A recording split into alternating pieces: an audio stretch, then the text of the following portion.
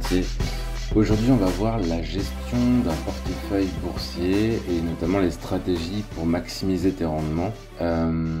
Donc reste bien tout au long de cet épisode parce que tu vas apprendre plein de choses et aussi c'est des choses forcément tirées de mon expérience personnelle comme d'habitude. Je m'excuse à l'avance pour le son car je ne suis pas chez moi, donc c'est possible qu'il y ait des petits bruits, des choses en arrière-plan parce que je suis pas chez moi, mais du coup je pense que le fond sera quand même là et que le podcast sera quand même écoutable. Donc ça, il n'y aura pas de souci à se faire à ce niveau-là, je pense.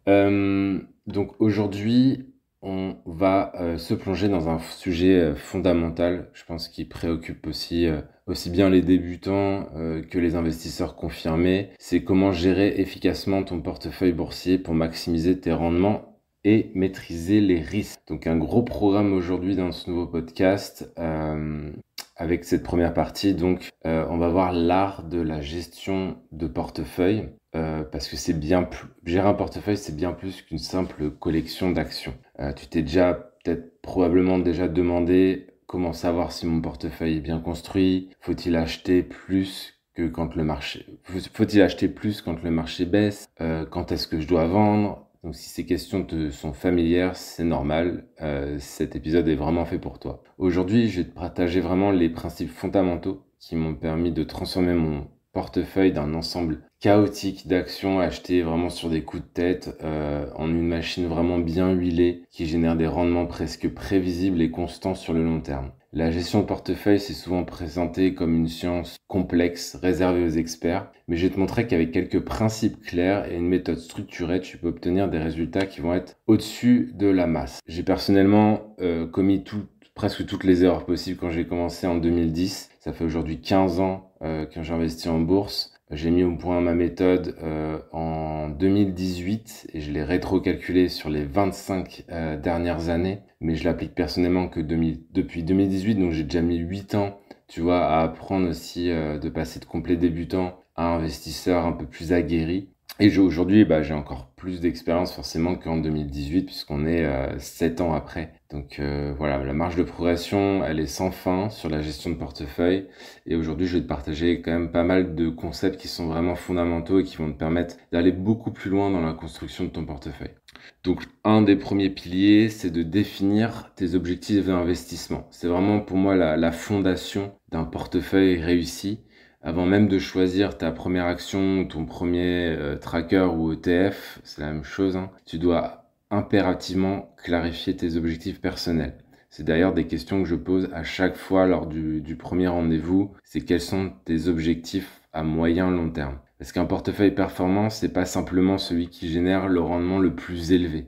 C'est déjà bien, mais il n'y a pas que ça. C'est aussi celui qui répond parfaitement à tes besoins. J'ai accompagné aujourd'hui des centaines d'investisseurs et je peux te dire que cette étape est systématiquement sous-estimée. En général, les gens commencent par acheter des actions qui sont populaires, qui sont recommandées par leurs amis, sans vraiment réfléchir à leur stratégie. Et c'est exactement ce que j'ai fait d'ailleurs à mes débuts. J'ai acheté frénétiquement des actions du CAC 40 sans trop savoir pourquoi, type EDF, LVMH, etc.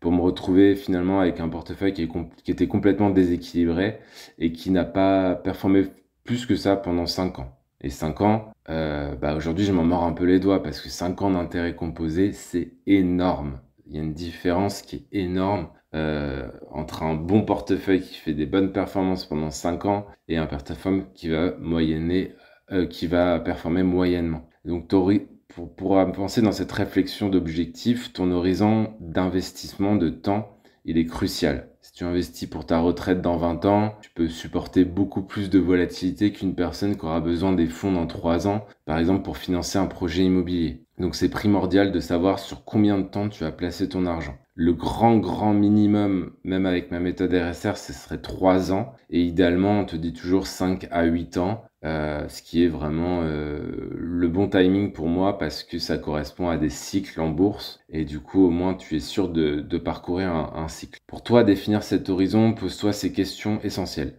C'est quand aurais-je besoin de cet argent? Est-ce que c'est pour ma retraite? Est-ce que c'est pour l'achat d'un bien immobilier? Est-ce que c'est pour générer des rentes complémentaires? Est-ce que c'est pour devenir indépendant financièrement?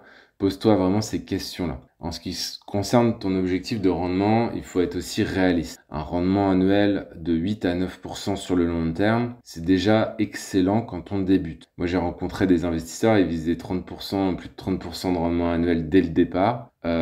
Et ça les a souvent conduit à prendre des risques excessifs et à du coup subir des pertes trop importantes sur leur portefeuille. Donc ce que je ferai à ta place, c'est commencer tout simplement modestement avec un objectif de surperformer éventuellement légèrement des indices comme le SP500 ou le CAC 40, puis ajuster progressivement au fur et à mesure que tu gagnes en expérience et en confiance. Ça, c'est vraiment si t'es complet débutant. Ou alors, tu peux aussi, bien sûr, me solliciter pour que je t'aide à mettre en place directement la méthode RSR que j'ai créée avant tout pour moi et qui dépasse les 20% annualisés depuis les 25 dernières années. Ça, c'était le premier point, définir tes objectifs. Le deuxième point, ça va être une diversification, mais, parce que tu as déjà entendu parler de ça, mais une diversification qui va être intelligente. On va vraiment au-delà du cliché de ne mets pas tous les œufs dans le même panier. La diversification, c'est le concept le plus répété, je pense, en matière d'investissement, mais c'est aussi peut-être un des plus mal compris. Je compte plus les portefeuilles, entre guillemets, diversifiés que j'ai analysés et qui contenaient en réalité une dizaine de sociétés, toutes basées dans le même pays ou dans le même secteur, et toutes exposées au même risque. Une vraie diversification implique d'investir dans des actifs qui réagissent différemment aux mêmes événements économiques. C'est ce qu'on appelle la corrélation entre actifs. Deux actifs fortement corrélés auront tendance à évoluer dans la même direction en fonction de la news. Tandis qu'un actif qui est deux actifs qui sont faiblement corrélés, voire négativement corrélés, évolueront de façon indépendante ou opposée. Je te prends un exemple concret. En 2022, lorsque les marchés actions ont chuté avec cette crise post-Covid, les marchés actions ont chuté de près de 30%. Et sur la même période, l'or, qui est dans la catégorie d'actifs matières premières, a pris plus de 10% de hausse. Donc on joue bien ici sur deux actifs qui sont décorrélés. La diversification, elle doit se faire aussi à plusieurs niveaux. Premièrement, du coup, tu as compris, entre les classes d'actifs, actions, obligations, immobilier, métaux précieux, voire un peu de crypto pour ceux qui ont besoin un peu de plus de sensations fortes. Chaque classe joue vraiment un rôle spécifique dans ton portefeuille et c'est ça qu'il faut comprendre. Deuxièmement, au sein même des actions, tu peux diversifier entre le secteur. Techno, santé, énergie, consommation, en zone géographique, Europe, États-Unis, marché émergent, ou en style d'investissement, plutôt des actions à titre de valeur ou plutôt des actions de type croissance. Pour que je puisse t'illustrer l'importance de la diversification géographique, on peut se rappeler que depuis 2010, la bourse américaine, par exemple, a largement surperformé la bourse européenne. Mais il n'y a rien qui garantit que cette tendance, ça va se poursuivre pendant les 10 prochaines années. Par exemple, depuis 2022, on commence à avoir un rattrapage des marchés européens qui ont même surperformé Wall Street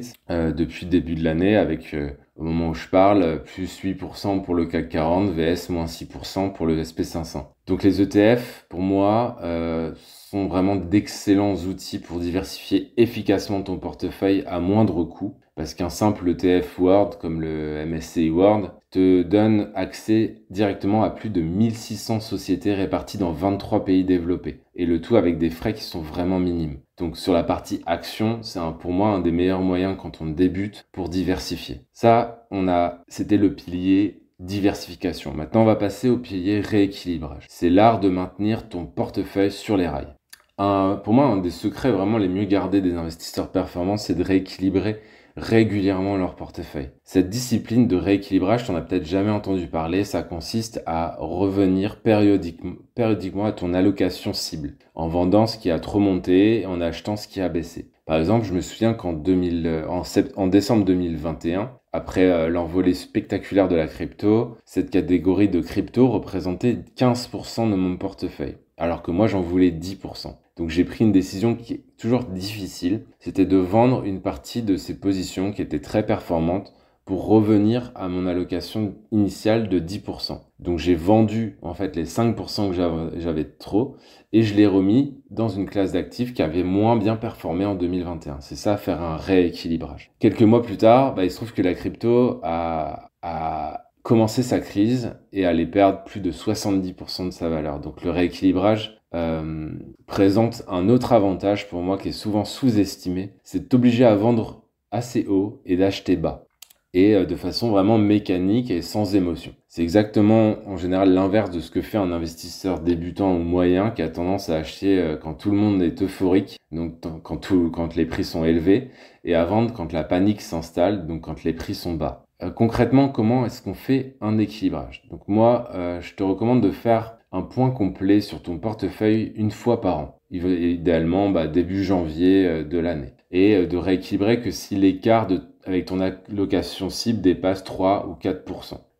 Une autre métrique pour savoir si tu dois rééquilibrer ou pas, c'est de mesurer combien tu vas injecter par exemple sur l'année à venir. Par exemple, je sais pas, tu décides de réinjecter 4000 euros. Et si en projetant ces 4000 euros, tu vas pouvoir revenir à ton allocation cible. Si c'est pas le cas, je pense qu'il faut vraiment faire un équilibrage dans l'année.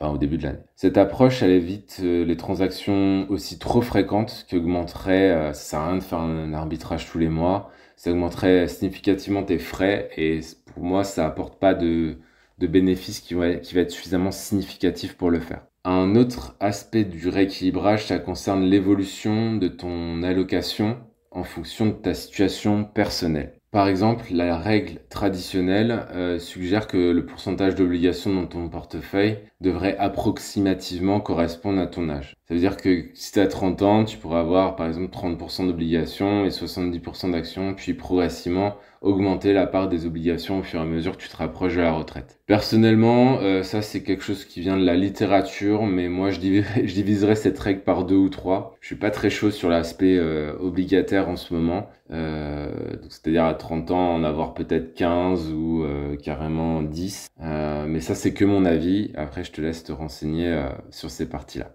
Ensuite, un nouveau pilier, ça va être la gestion des émotions. Le véritable défi pour moi de l'investisseur, et si je devais identifier vraiment le facteur qui fait la différence entre un investisseur qui réussit et un autre qui échoue, ça serait vraiment la maîtrise des émotions sans hésiter. Les marchés financiers, c'est une véritable montagne russe émotionnelle. Ça alterne entre des périodes d'euphorie, comme on a connu ces 2 dernières années, à des moments de panique généralisée, comme on peut connaître en ce moment en 2025. Pour illustrer ça, laisse-moi raconter une anecdote vraiment personnelle qui illustre parfaitement ce point. Par exemple, en mars 2020, au plus fort de la crise du Covid, les marchés s'effondraient de 30% en quelques semaines. La panique était vraiment palpable. Les médias financiers prédisaient une catastrophe imminente et c'est un moment où j'ai reçu forcément des dizaines d'appels d'amis et de clients qui étaient paniqués et qui voulaient tout vendre. Ceux qui ont cédé à la panique, malheureusement, ils ont cristallisé leurs pertes, ils ont manqué le rebond spectaculaire qui a suivi ces quelques petites semaines de panique. Et les plus disciplinés, en revanche, ils ont maintenu leur stratégie. Certains ont même investi davantage pendant cette période et ils ont vu leur portefeuille non seulement récupérer très rapidement, mais atteindre des nouveaux sommets très très rapidement aussi dans les mois qui ont suivi. Par exemple, Charles, que tu as déjà entendu dans un podcast, qui est un de mes clients qui applique la méthode RSR, il m'avait confié qu'il avait réussi à rester calme pendant cette période turbulente grâce à la clarté de sa stratégie et aussi à l'accompagnement personnalisé avec moi. Donc 2020 a été au final une très bonne année pour moi et mes clients avec plus 63% en pleine crise du Covid. Donc pour gérer efficacement tes émotions, moi je te conseille de définir une stratégie claire à l'avance, de t'y tenir, particulièrement en période de stress comme en ce moment, de limiter au maximum ta consommation de médias financiers sensationnalistes qui alimentent vraiment la peur et l'anxiété, éventuellement de tenir un journal d'investissement où tu notes tes décisions, tes émotions du moment, etc. pour essayer d'identifier tes biais comportementaux, et les biais j'en ai parlé dans un podcast juste avant que tu pourras écouter également. Je te propose aussi d'adopter une approche d'investissement régulier comme le DCA, Dollar Cost Averaging. Ça réduit vraiment l'impact des décisions émotionnelles puisque en fait tu te dis juste j'investis tant à telle date. Par exemple, j'investis 500 euros le premier du mois, premier de chaque mois. Et ça évite vraiment les impacts émotionnels puisqu'en fait tu te demandes plus est-ce que on est sur un plus haut, est-ce que c'est le bon moment pour acheter, etc. Tu te dis juste je dois acheter tous les premiers du mois et je dois mettre cette somme-là. Et c'est vraiment quelque chose que je t'encourage à mettre en place si c'est pas déjà fait. Ensuite, quelque chose qui est souvent très négligé, et j'en ai déjà parlé de ce podcast, c'est mesurer pour progresser, les outils de suivi. On peut pas s'améliorer si on mesure pas. Et malheureusement, les outils qui sont intégrés dans les courtiers en ligne, quels qu'ils soient, sont pas des outils qui vont te permettre de suivre efficacement ton portefeuille. Et pour moi, un suivi régulier de ton portefeuille, c'est essentiel pour évaluer ta performance et ajuster ta stratégie si nécessaire. Après, faut pas tomber non plus dans le piège d'une vérification compulsive où tu regardes tous les jours ce qui se passe sur ton portefeuille, mais consulter l'évolution de tes investissements plusieurs fois par jour, ça ferait en fait qu'augmenter ton stress sans améliorer tes décisions. Donc moi, ce que je recommande, c'est une analyse mensuelle qui va te prendre 15 à 30 minutes, complétée éventuellement par une revue annuelle un peu plus détaillée avec cet arbitrage dont j'ai parlé juste avant, qui va te prendre 30 minutes à 1 heure selon la taille de ton patrimoine. Et ça, c'est vraiment carrément suffisant, en fait. T'as pas besoin de faire plus que ça. Pour mesurer correctement ta performance, te contente pas de regarder la variation aussi de ton portefeuille. Il faut la comparer à un indice de référence pertinent. Par exemple, si tu investis principalement sur les marchés européens, compare ta performance à celle de l'Eurostoxx 50 ou du CAC 40. Pour quelqu'un qui investit plutôt mondialement, compare ta performance au MSCI World. Et en fait, ça c'est hyper important et la plupart d'entre vous, je le sais, ne le font pas puisque j'ai beaucoup d'appels et je sais que c'est très très très rarement mis en place parce que c'est pas proposé en général par les outils par défaut et du coup c'est vraiment un gros problème à mon sens. Il y a aussi des indicateurs qui sont particulièrement utiles, je vais pas m'étaler dessus mais ça peut être intéressant si vraiment tu veux bien suivre ton portefeuille de savoir ce que c'est. Donc, tu as notamment le ratio de Sharpe. Donc, Sharpe, c'est S-H-A-R-P-E. Ça mesure en fait le rendement ajusté au risque. Et plus ce ratio est élevé, meilleure est la performance de ton portefeuille par rapport au risque que tu prends. Donc, je ferai peut-être un épisode spécial sur les indicateurs, parce que j'ai pas envie que ce podcast soit trop long. Donc, je vais pas rentrer dans le détail du calcul et comment tu calcules ça. Mais tu pourras regarder sur Internet si tu as envie d'en savoir plus dès maintenant. Et sinon, tu peux attendre un podcast où je parlerai dans le détail de tout ça. Il y a aussi la volatilité qui indique l'amplitude des variations de ton portefeuille. Une volatilité en fait élevée signifie des hauts et des bas plus prononcés. Et ça peut être en fonction de quel investisseur tu es, ça peut être assez difficile à supporter psychologiquement. Donc adapter ton portefeuille bien sûr à comment toi tu es psychologiquement, comment tu dors la nuit. Si tu investis et que tu dors mal la nuit, ça va être vraiment contre-productif. Faut pas que le fait d'investir ça t'empêche de dormir la nuit, sinon ça va être compliqué sur le long terme. Un autre indicateur vraiment assez important à suivre, c'est le drawdown max. Ça représente en fait la baisse la plus importante depuis un sommet. Donc tu imagines une courbe, tu vois cette courbe monter. À un moment elle atteint un plus haut, et ensuite ça se met à chuter.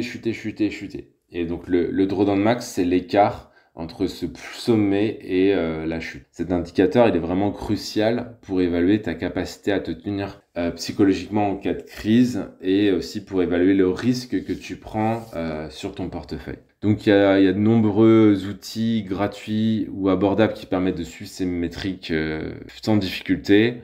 Tu peux aller voir par exemple sur Google Finance ou tu peux aussi télécharger le tableau de bord que j'ai créé moi-même. Que j'utilise pour moi depuis plus de 15 ans et qui va te permettre de suivre ton portefeuille, de le comparer. Et déjà, cette étape-là te permettra de voir un peu où t'en es. Ça te permettra de calculer ton rendement annualisé, ton drawdown max, de te comparer à l'indice que tu veux. Donc, je te mettrai un lien dans la description de ce podcast si tu veux télécharger cet outil gratuit qui est un fichier Google Sheet en fait et qui te permettra en fait de suivre l'évolution de ton patrimoine et de ton portefeuille boursier. Franchement, si tu es débutant ou même avancé, ça sert pas forcément à quelque chose d'utiliser des trucs payants comme Finari par exemple.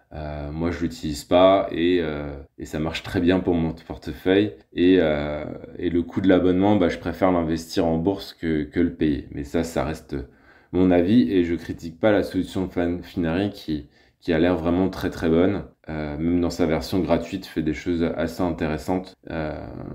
Mais moi, je centralise tout sur mon fichier et ça marche aussi très très bien. Donc voilà, pour résumer cet épisode, on retient que la gestion efficace d'un portefeuille, ça repose vraiment sur 5 piliers fondamentaux. Une définition claire de tes objectifs et ton horizon de temps de placement. Une diversification intelligente qui va au-delà de simples actions populaires, mais qui va aller chercher aussi les différentes classes d'actifs sur lesquels on peut investir en tant qu'investisseur particulier, un rééquilibrage discipliné pour maintenir ton allocation cible tous les ans, une maîtrise de tes émotions, particulièrement dans les moments de stress, comme en ce moment, en 2025, où les marchés, avec Trump, la guerre en Ukraine, etc., les marchés ont un peu du mal, mais c'est tout à fait normal. J'ai fait un épisode là-dessus juste avant aussi. Un suivi régulier, mais pas obsessionnel de ta performance. Ces principes, ils sont vraiment simples en théorie, mais ce qui fera la différence pour toi, c'est de les appliquer tous les mois, dans la durée, pendant les 5 ou 10 prochaines années. Et c'est ça qui fera la différence entre un portefeuille qui va performer et un portefeuille qui va être en échec du point de vue des investissements. Si tu souhaites vraiment approfondir ces concepts et découvrir comment mettre en place une stratégie d'investissement qui va être vraiment performante, je t'invite à explorer la méthode RSR que j'ai développée. Cette méthode, elle a permis à de nombreux investisseurs comme Charles dont je viens de parler d'obtenir des rendements qui vont être supérieurs à 20% avec une gestion qui va te prendre 15 minutes grand maximum tous les mois. Tu retrouveras le lien vers la masterclass gratuite dans la description de cet épisode. Tu peux aussi taper méthodersr.com et tout simplement regarder la masterclass qui te permettra d'en savoir encore plus sur la bourse et sur moi, comment je gère mon patrimoine et comment je gère mes investissements en bourse. Si cet épisode t'a plu, t'a été utile, n'hésite pas à le partager avec tes proches qui s'intéressent à l'investissement. N'hésite pas à t'abonner aussi et à mettre un commentaire honnête sous le podcast. C'est ça qui permet d'avoir de la visibilité au niveau du podcast et de le faire connaître au plus grand nombre. J'ai la chance aujourd'hui, grâce à vous, d'être dans les top 10, top 50 selon les mots. En bourse, par exemple, on est dans le top 20 sur la bourse, mais de manière générale, on est vraiment... le podcast est très bien classé grâce à vous dans la catégorie investissement, bourse, indépendance financière, etc. C'est une aventure qui a commencé pour moi en 2020 et je suis content de la maintenir et de la reprendre de manière un peu plus assidue cette année parce que j'ai encore plein de choses à vous partager et c'est quelque chose qui me tient à cœur aussi de partager tout ça, mes avancées dans mes connaissances, etc. Avant de nous quitter, rappelle-toi que l'investissement, c'est un marathon, c'est pas un sprint. Les résultats les plus impressionnants viennent vraiment de la constance, de la patience. Avec plus de 140 épisodes aujourd'hui déjà disponibles sur le podcast à ta disposition, une véritable mine d'or d'informations pour développer tes connaissances en investissement en bourse et en immobilier aussi, parce qu'il y a beaucoup d'interviews de personnes qui investissent dans l'immobilier. Donc si t'es pas encore abonné, c'est le moment idéal pour le faire. Chaque semaine, je te partage des nouvelles stratégies, des analyses de marché, des témoignages inspirants pour t'aider à venir à définir et bâtir un avenir financier solide. Voilà, c'est tout pour moi. N'oublie pas d'aller checker méthodersr.com si tu veux en apprendre plus et je te dis à bientôt pour de nouvelles aventures financières et bonne journée, bonne soirée, bonne matinée en fonction de quand tu écoutes ce podcast. Ciao, ciao, ciao!